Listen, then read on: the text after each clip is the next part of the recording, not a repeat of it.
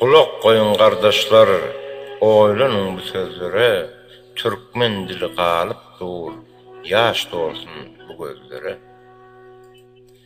Täze sözleri ayrı dillen goşdular, Türkmen dilin kiçeldip öz dilinden geçtiler. Şahir deyip koştuk biz, koşkular yürekten, emma onun güýçi yok, birce çölekden.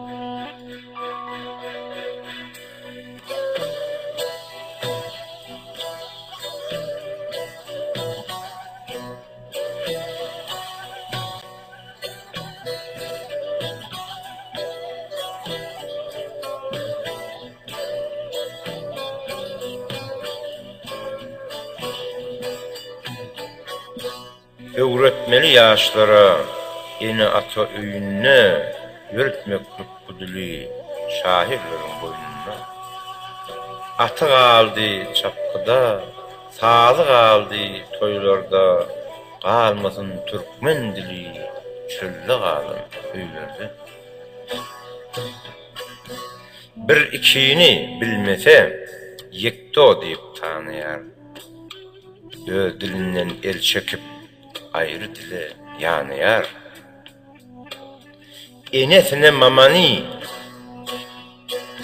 diğer papan çağası, ece kezi emmedir, emu oldu ağası.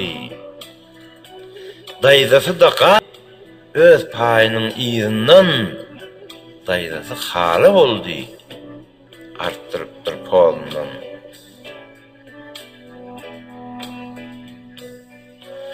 Sallan çığı tap deyip, su yerine ab içer, bir kapı yapık olsa, baz ederim deyip açar.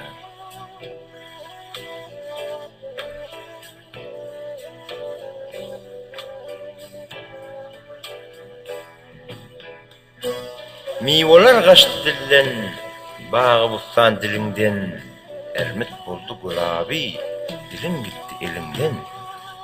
Mah aydan avadan, aftab günden yağtırak, sendeli giyirse dile, oturuştan baktırak. Türkmen giyir gelin bolsa, eriydiler, horoz dillen kaçanına, horoz oldu deydiler. Ayasına kef deyip, koşoruna moş diyar, gökçesi de paşnadır. Yok yerine noç diyer. Türkmen gıydılar yigitler, parça gürlep oynayar, pars dilini uloldup, öz dilinden tonyar. Parsın dili milli dil, sözlemegi süýjüdir, ene dilini unutmak, Türkmen dili iyicidir. Serhetten aşıp gitsen, orça girer diline, Türkmen zehran içinde parça girer diline. Parslar bize doğandır, ağzalalık bolmasın. Türkmen dili namussur, namusumuz ölmesin. Türkmen sünnet däbini hormat bilen saklayın, alaytada dilini hor etmeni saklayın.